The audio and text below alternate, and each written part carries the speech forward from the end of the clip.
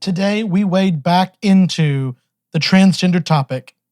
We are going to uncover state-sanctioned racism, and the Inflation Reduction Act has already backfired. I'm your host, Zach, and this is Zach's Fact Shack.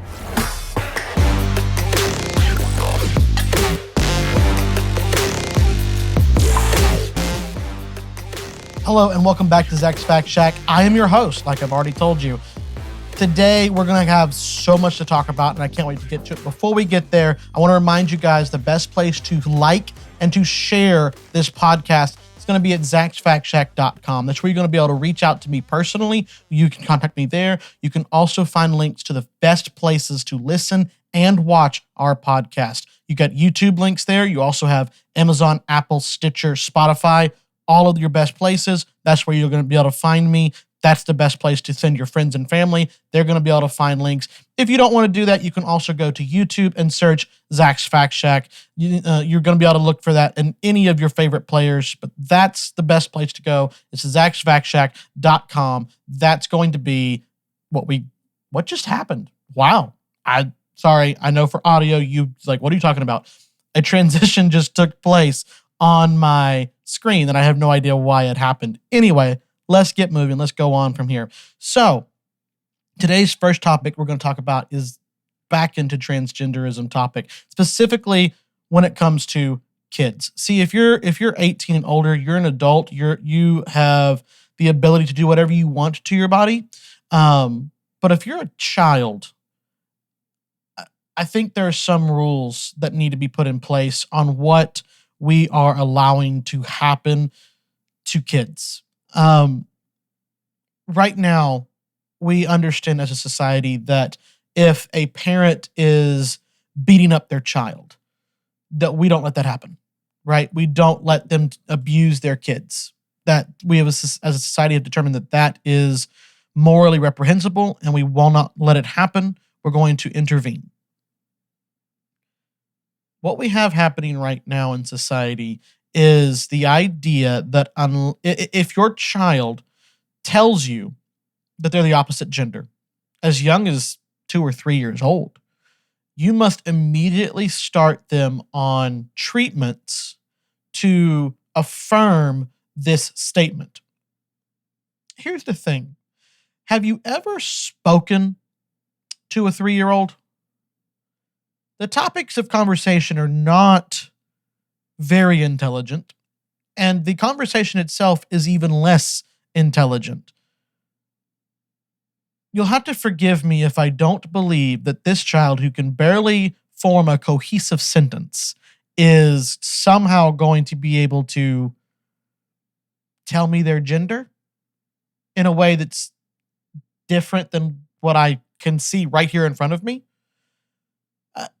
You're going to have to forgive me on that. I don't see it.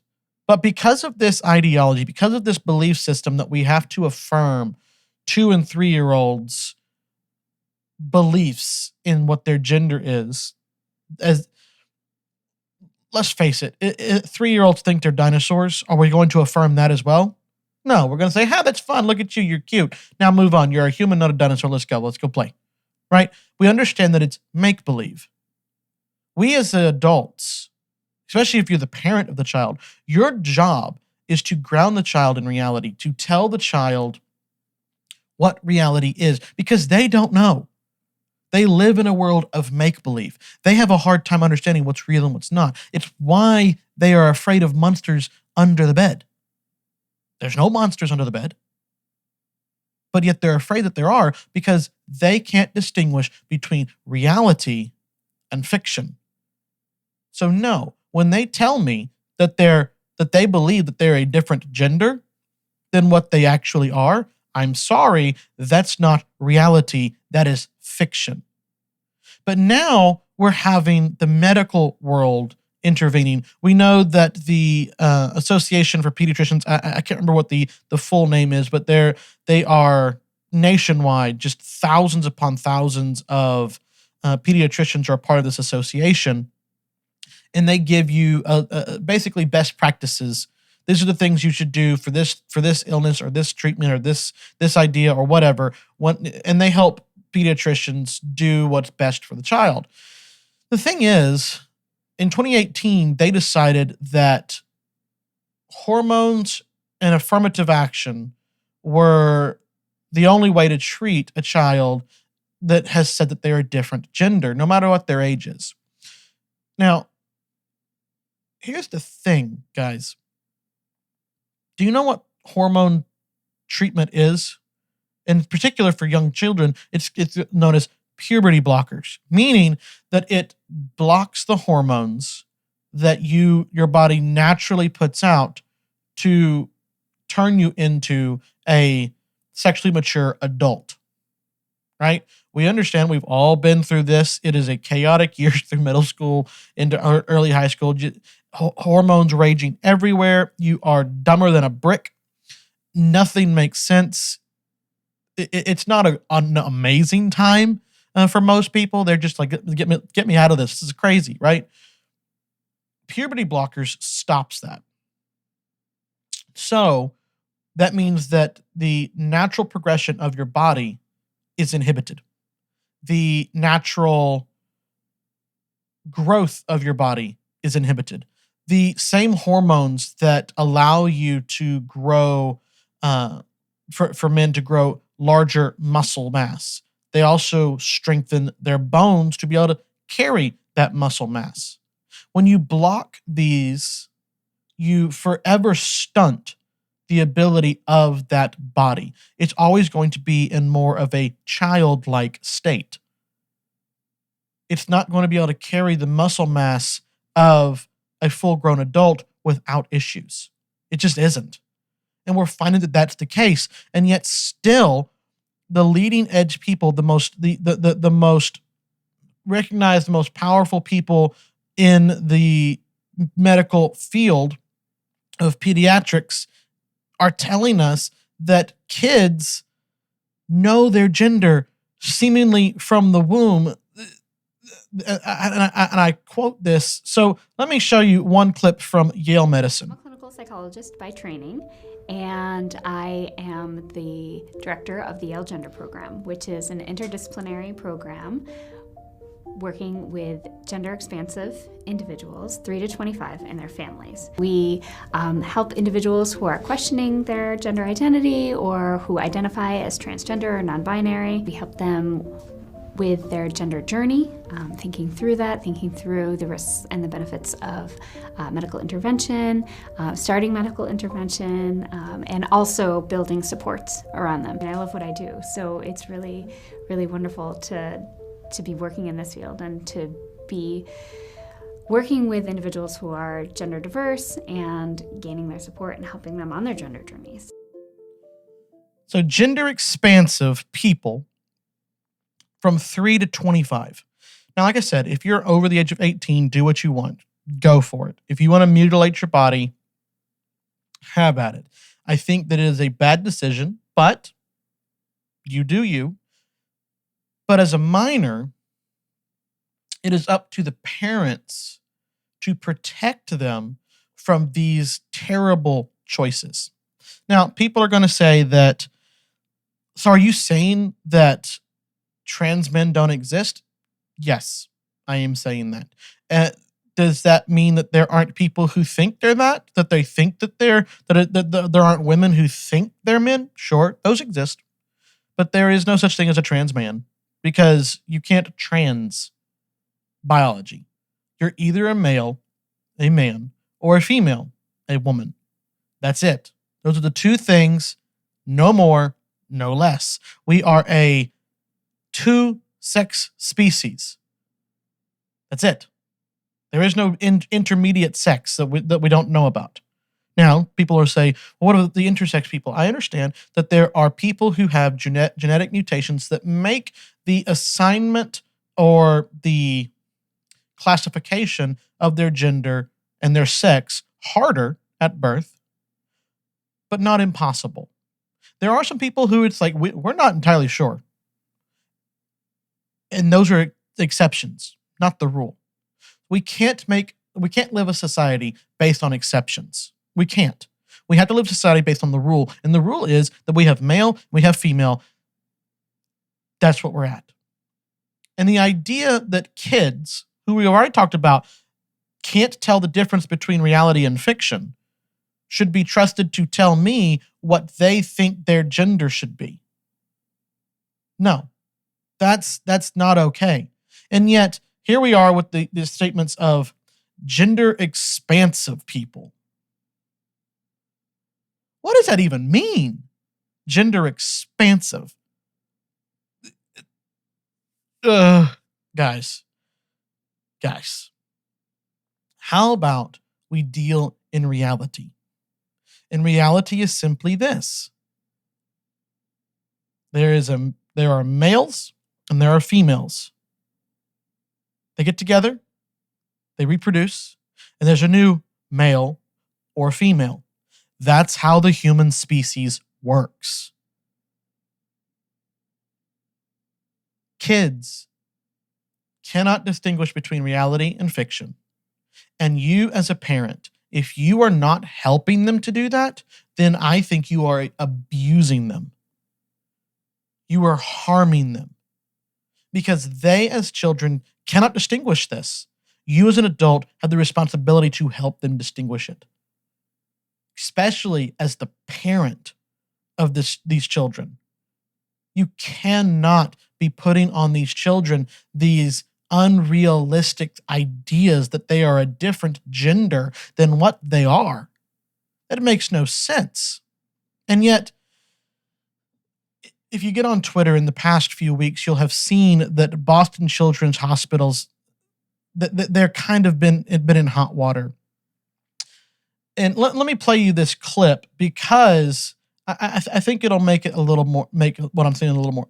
So most of the patients that we have in the GEMS clinic actually know their gender, usually around the age of puberty, but a good portion of children do know as early as seemingly from the womb, and they will usually express their gender identity as very young children, some as soon as they can talk. They might say phrases such as I'm a girl, or I'm a boy, or I'm going to be a woman, or I'm going to be a mom. Kids know very, very early. So in the GEMS clinic, we see a variety of young children all the way down to ages 2 and 3, and usually up to the ages of 9. When they come into the clinic, they'll see one of our psychologists, and we'll be talking to them about their gender. We'll be talking to their family about how to best support that child and how to make sure that that child has the space and support to explore their gender and do well throughout their development. And we'll be answering any parent questions. A lot of parents do have questions, and so we answer those questions. The biggest piece of advice I give parents who are coming through the gender clinic at Boston Children's Hospital is to just be supportive. Sometimes you might not understand, sometimes you feel like you don't know the terms, or you don't kind of get exactly what the child means when they say that they might be this gender, but the biggest thing you can do is just love your child and support them and just allow them to express themselves. That's the biggest protector as well against negative mental health effects such as depression, suicidality, anxiety that we worry about for our gender diverse kids and young adults. So that support from a parent is one of the best protective factors and one of the best things they can do.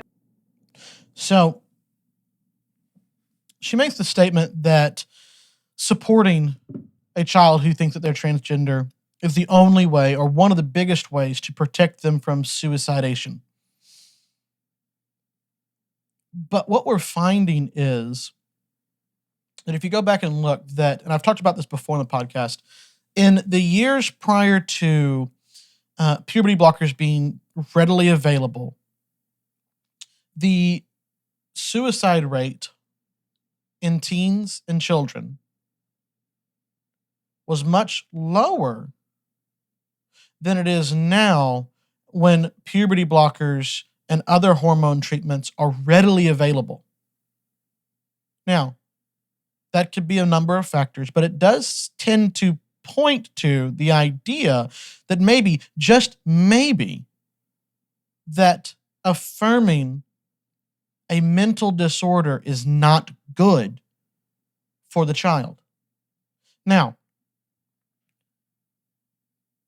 if a child was obviously underweight, I mean, they are skin and bone. You can see their rib cages. You can see every single joint. It just, the skin is just barely hanging on because there's no meat, there's no fat to hold it and shape it in any way. that person, you would not tell them that they were fat. But the reason that they look like this is because they believe that they are fat. They believe that they are overweight. This is known as anorexia. That they believe that they are overweight, and so they eat less and less and less, and they starve themselves to obtain this image that they believe is the correct weight. Anyone who said, you know what, you are fat. I believe that you believe this, and I understand that you are right, and that I am going to accept this, and for that, I will not let you have food for a week.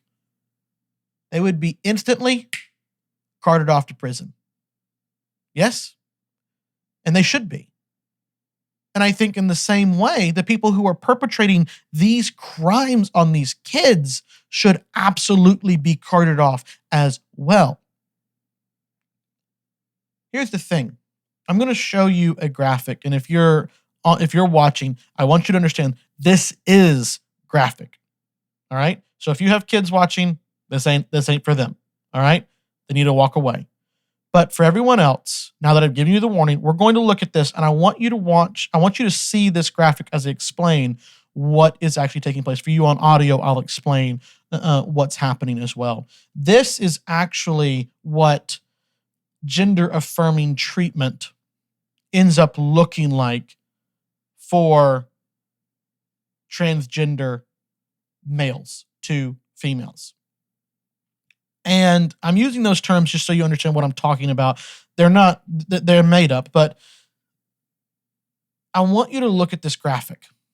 And I'm going to explain, I have the medical terms here listed beside. I'm going to explain to you basically what they mean. And the first thing that we do, the doctor will make in the procedure of doing what's called a bottom surgery, affirming a man into a woman, right? Making them look more feminine below in their genitals. They will first cut open your scrotum. They will remove your testicles. Then they will remove the skin from your penis. They will use your penis skin to make the internal lining of the fake vagina that they then push into your abdomen. And forgive me if I'm getting the medical terms incorrect, or the medical names for things incorrect. I'm not a doctor. I think it's pretty obvious that I'm not a doctor. The penile skin sleeve that they create turn into the vagina, they will then have to be stretched. All right? This skin will have to be stretched weekly for life.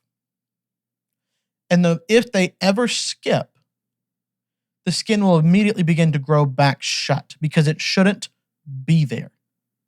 It will forever be an open wound to your body. Your body will constantly be trying to close it because it shouldn't be there. It leads to nowhere. It doesn't attach to anything. It's just a hole that goes so far inside of your abdomen. Now, sometimes they accidentally get the scrotum skin inside that lining as well. And when they do, then pubic hair will also grow inside of this hole that they've created, causing infections and problems.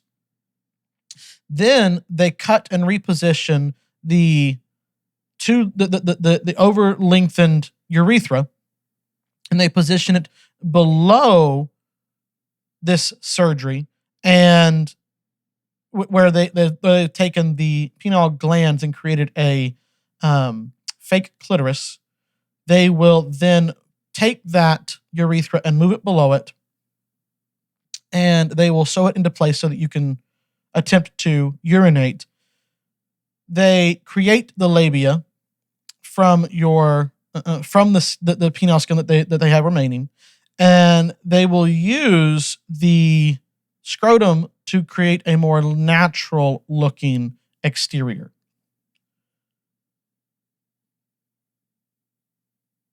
I understand that what I'm talking about is graphic, but I want you to understand that this right here is what these people are talking about doing. to people who are to people who believe that they're a different gender. Now, so far, most places do not do this surgery to anyone under the age of 17.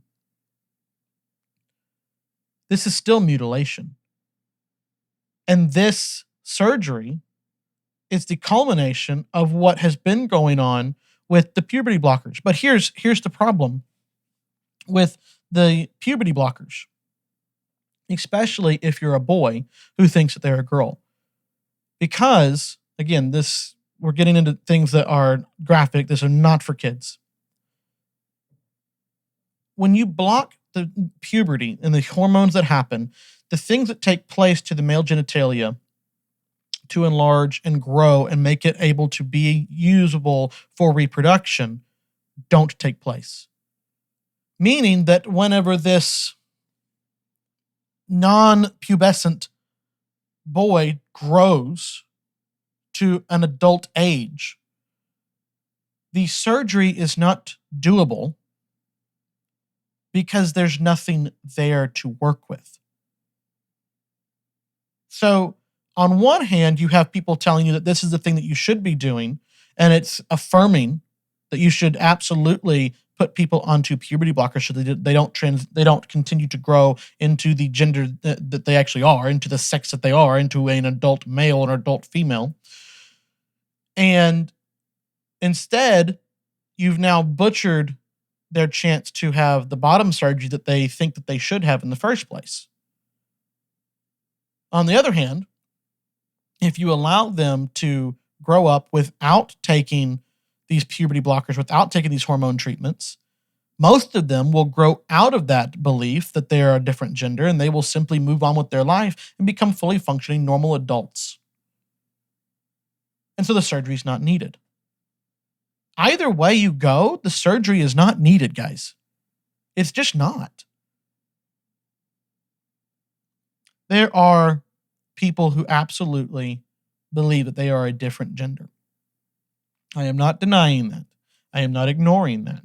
And I understand that it is a reality for people that they are confused in this. But we cannot be allowing these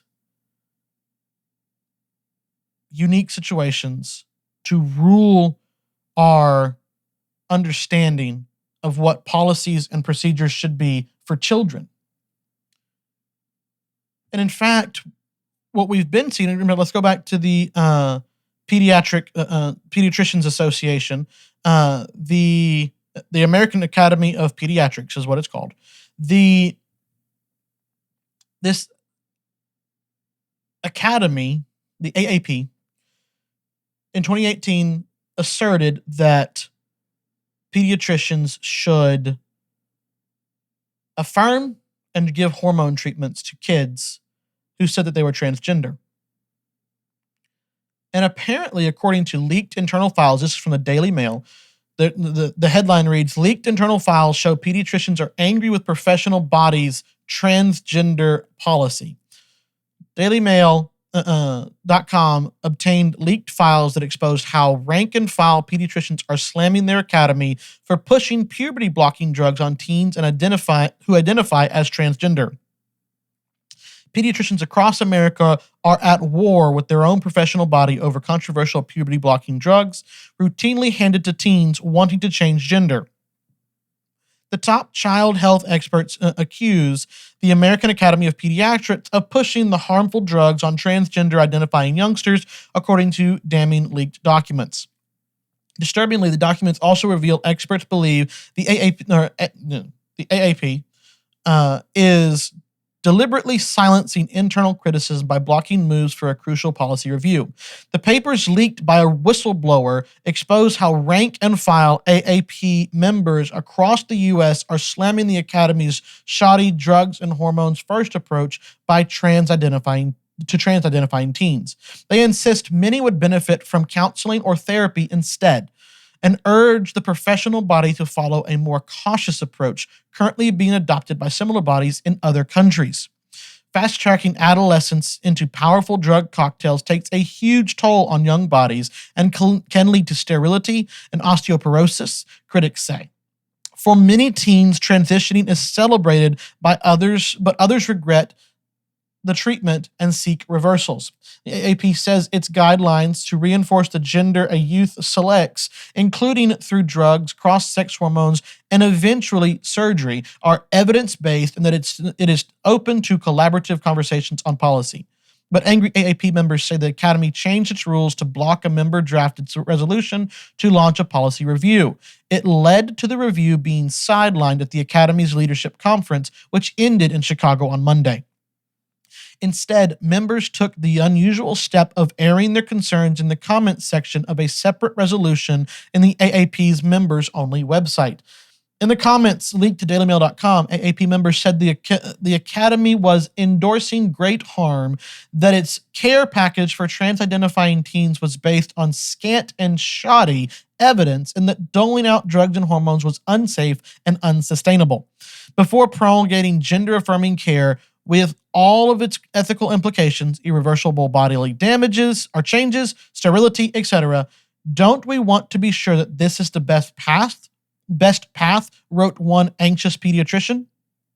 I agree. I do think that they should be wondering if this is the best path or not. Because like I told you, I've already been telling you, I don't think that it is. I think that it is a bad idea. It is not a good path to be on. It is harmful to children. It's harmful to teens, and it's irreversible.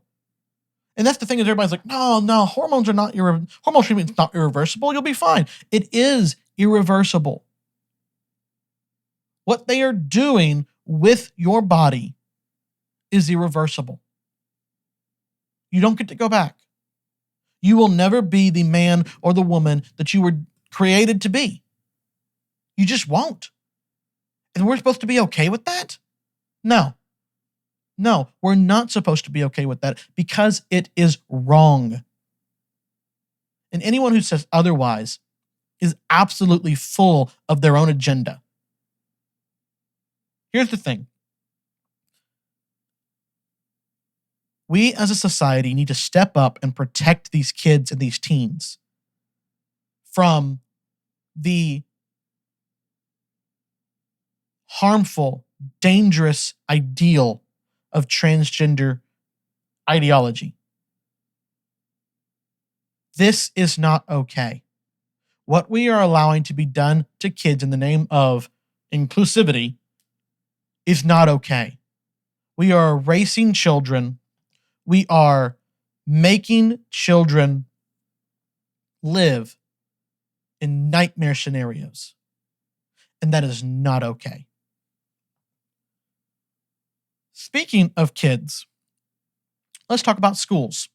I wanted to bring this up because many times when you are talking to someone who is more liberal, more left of center, they will bring up many things talking about how America is inherently racist and it is a society set up to oppress minorities. I do not agree with this statement. I do not think that is reality.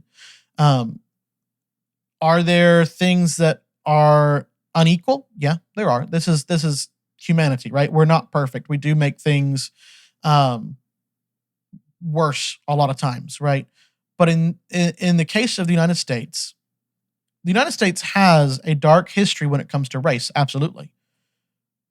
But here's the thing. The United States is not the only country with that dark history. So let's start out there. Let's start out with understanding that the United States is not alone in its dark history. Once we've accepted that, then we can move on and say, all right, so how do we fix our dark history?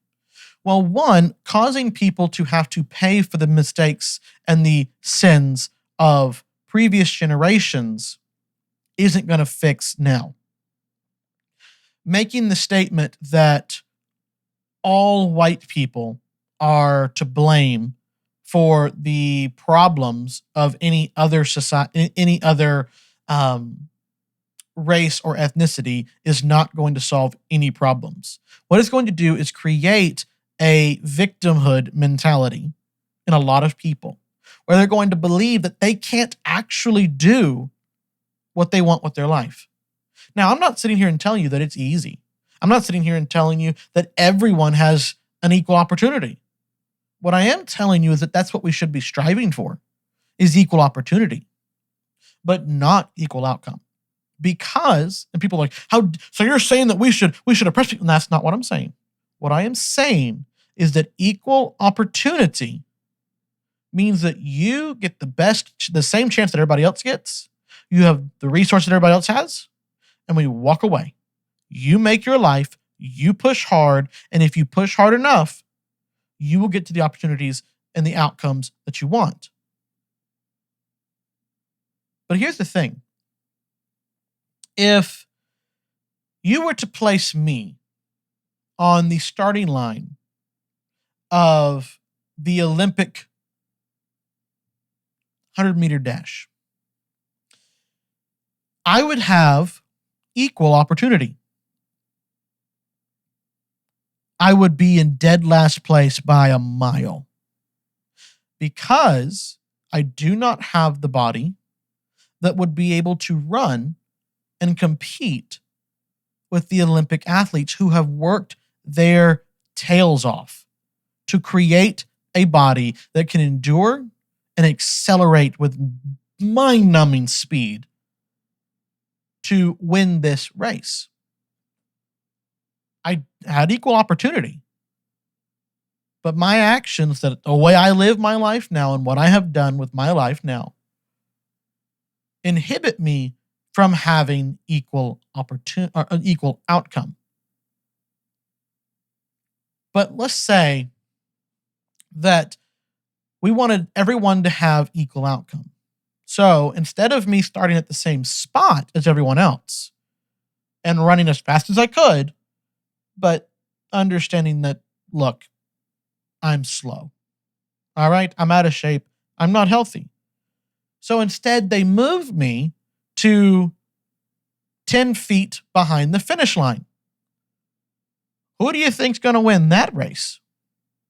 Look, I may be slow, but I can cover 10 feet, especially if you put a donut on the other side. I'll get there. Don't you worry. Now, that is the idea of equity, of equal outcome, where you manipulate the situations that people have to force them to have an equal outcome. But the thing is, who really wants to have the exact same outcome as everybody else? Now, I'm not saying that people want to have bad outcomes. I'm not saying that. Most people aren't looking for that. What I'm saying is that the people who are fighting for everyone to have the same outcome, do they really think that everybody wants that? I have no interest in running a 100-meter dash. I have no interest whatsoever. Does not interest me in the least. So to force me or to give me advantages there to win the gold medal, but not actually have succeeded in winning the race. Because let's face it, if I get the gold medal for going 10 feet when everybody else went 100 meters, that's not winning. That's not succeeding. I didn't do anything. I was born on third base and thought I had a triple. That is not equality. Equity is probably the single worst thing you could ever fight for. And this article talks about what people are calling equity and the outcome of it. So let's read. This is from the New York Post. The title reads, Minneapolis School District defends plan to lay off white teachers first. Minneapolis Public Schools is defending its deal with the teachers union to lay off white educators ahead of their less senior minority colleagues, arguing that it is a necessary measure to remedy the effects of past discrimination. The school district released a statement to the Washington Times on Tuesday offering a full-throated defense of the groundbreaking deal with the Minneapolis Federation of Teachers, led by President Greta Callahan. To remedy the continuing effects of past discrimination, Minneapolis Public Schools and the Minneapolis Federation of Teachers mutually agreed to to contract language that aims to support the recruitment and retention of teachers from underrepresented groups as compared to the labor market and to the community served by the school district, the district said in an email. It was previously reported that the terms of the labor contract were to protect, quote, underrepresented populations and keep the district's predominantly white staff from becoming more homogenous. Under the agreement between the Minneapolis School District and the Teachers Union, minority instructors may be exempted from district-wide layoffs outside seniority order.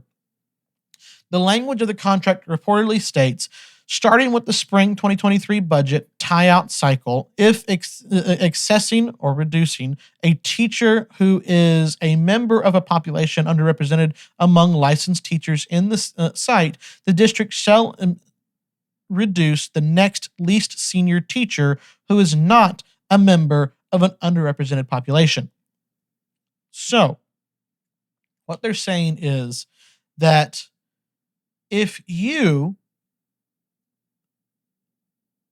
are white, it doesn't matter your seniority, if there is a statewide, countywide, citywide, whatever, district-wide layoff, if someone who is of lesser seniority than you happens to be a minority, you will be fired instead, solely because you are white. Not because you're a better teacher or a worse teacher, not because you have more experience or less experience, not because you are loved by your students or not loved by your students, solely because you are white. That's it. Nothing else. Nothing more. Just that. Yeah. They're going to remove teachers based solely on their race. Forgive me, but the last I checked, the definition of racism is to treat someone differently solely because of their race. Sounds racist to me. Now, I'm not sitting here saying that, oh, woe is the white teacher, they're just, they're so unloved. I'm not saying any of that. What I am simply saying is that the policy on its face is absolutely racist. There's no other way to look at this. It is racist. It says that one person who is of a certain race is better than another person who is of a certain race. No other qualifications included. Simply, do you have a race or do you not have the race? If you do not have the chosen race, then you are not okay. It's simply that. This is the same ideology that Hitler spouted. That if you were not of the chosen race, you were less than, you were inferior. Now, people will say that, no, this is just equity. Exactly. It's equity. It's wrong. It's discriminatory. It's bigoted. I mean, how many ways do you want me to say this? It's not okay. It's not good. It's not right. Why in the world would we be sitting here reading this and anybody supporting it? That makes no sense. It's not okay, guys. And I understand that there are people who, I'm not saying that this was done nefariously, that people were sitting here, oh, we're going to get the white people. I'm not saying that. What I am saying is that this policy, people are talking about how racist America is, and I keep telling them, look, until you can show me a law in this country that affects one race over the other and is designed to do that, then you can't tell me that it's systemic racism. This here is systemic racism. This is the system absolutely targeting a certain race over another. If you flipped this agreement, and you said simply that no white teacher will be fired before minority teachers of lesser rank are fired, we would have another war over that. Rightfully so. That's racist and it's wrong. But simply because the minority teacher cannot be fired before all the white teachers of lesser rank are fired, It's suddenly okay. How? Look, I understand that people that are doing this are absolutely doing this and they're attempting to do this out of a good place in their heart. I'm not saying that they're bad people. What I am saying is that they're misguided, they're wrong, and their actions are bad. What they have chosen to do to try to negate past wrongs, of which none of these teachers perpetrated, none of these teachers caused these problems, but yet you're going to punish these teachers for that. That makes no sense. Why don't, and how about this? Instead of seniority at all, why don't you remove, if you're going to do layoffs, why don't you do random layoffs where it doesn't matter who you are? It doesn't matter what race, doesn't matter your gender, doesn't matter your sexual orientation. You just are fired because they had to lay off teachers, and you grab it out of the hat. Oh, there goes you. Completely random. Nobody gets to say. Nobody decides. You're removed. We could do it that way. That would actually be quite equal. Everybody has an equal chance of getting in trouble. I mean, seems right to me. It's certainly less abhorrent than this policy, than this idea. Though solely based on race, you should fire someone. That's just wrong. I don't care who you are. That's wrong. Now, I'm running out of time to finish this episode, so I want to get to my last story, and it kind of cracked me up, in all honesty. Let me play you a clip to explain what I'm talking about. It gives consumers a tax credit to buy electric vehicles or fuel cell vehicles, new or used. And it gives them a tax credit of up to $7,500 if those vehicles were made in America. Okay, so the idea is that the Inflation Reduction Act was just signed, the IRA, that was just signed into law by Biden, has a $7,500 tax credit for any American who's buying a new or used electric vehicle. Now, that sounds on its face, oh, that's great. I get an incentive to buy a vehicle that's going to save the environment, whatever, right? That seems like it's a good thing off on the face. Well, the problem is that the way that car manufacturers work is they build cars and they try to do their best to price the cars at a place that the average person could buy it. Now, you can look at the economy right now, or look at the used car market right now, and you'd be like, "Are you nuts? That's not what's happening." And you're right; that's absolutely being manipulated and inflated. But if you went to a new car dealership, right, and ordered the car new, you would actually get that car at close to the MSRP. Straight from the manufacturer. And so let's use nice, easy round numbers that most people can comprehend, right? If you, as a person, have $10,000, if the entire economy, everybody has an average of just $10,000 for a car, they can't do any more, they have $10,000, then the car manufacturers are going to do as best they can. They're going to get there right at $10,000, right? They're going to as close to that as possible, maybe 11, maybe 12, but right there as close to $10,000 as they can get, because they want you to buy the car. And if you physically cannot buy the car, then they don't make any money.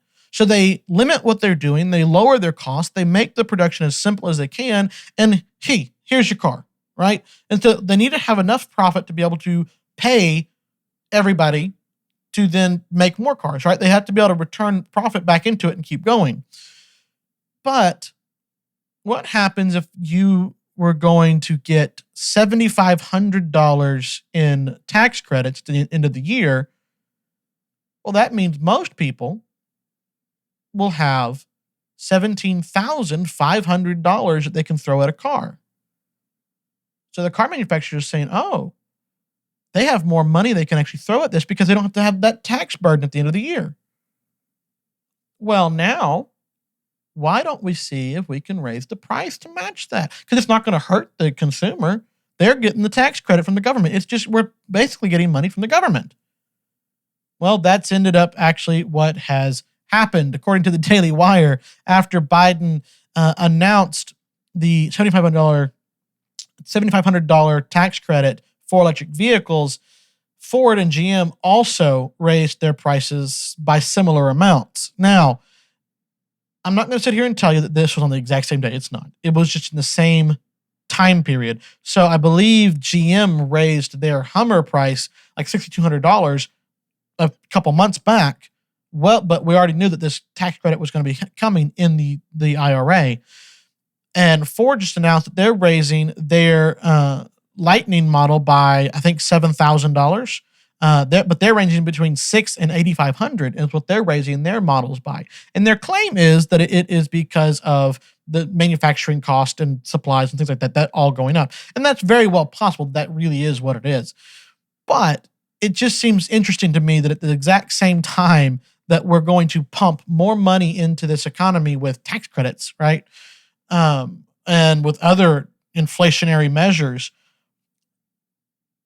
it made me chuckle, because if you don't laugh at this, you're going to cry. It made me chuckle that anybody thought this was going to end up any differently than it has.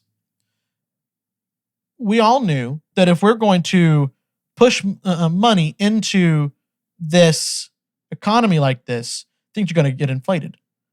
That's what we did. That's what happened. Now we're going to push more money into the economy and expect it to be any different? No.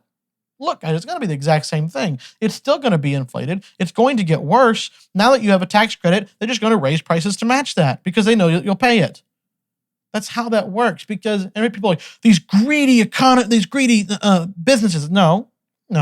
Because I guarantee you that they have been sitting on raising the price because they knew you couldn't afford it, but they were also running out of margin. And people are like, well, they don't need a profit margin. Yes, they do. If you want to be employed, they have to have a profit margin. And here's the thing: if they want to keep those people employed, who then come to your store and buy your food and buy your groceries and buy your shirts, buy your hats, buy your haircuts, these people being employed also keep you employed. So laying off all these people at car manufacturers is not a great idea because, they don't pay you anymore, so you get laid off, right? So that's the way the economy works, is it's all intertwined. But whenever you start adding in all of these tax credits and these things that are just, they don't really exist in the economy, they're completely made up by the government. You induce inflation. That's how that works. Inflation happens whenever people have less belief in the value of the currency. And right now, people do not value the currency very highly because there's so much of it. It's literally everywhere. It made me chuckle that we really ended up having it. They give us tax credits. Immediately, the price of the cars go up by that much. I thought it was funny. I wanted to cover it. Now, like I said, I'm out of time for this episode, and I've covered everything. So, honestly, we're just going to say that, hey, this is the end of the episode here, guys. This is where we're going to call it an end. But there's so much more we're going to talk about next time. We have so much more going on. Every episode is always unique. I never know where it's going until we get there, in all honesty. But I'm so glad you guys have been joining me. Remember to like, subscribe, and share. Go to Zach'sFactCheck.com. Let us know what you think. Let your friends and family know. Until next time, I'm your host, Zach. And this is Zach's Fact Check.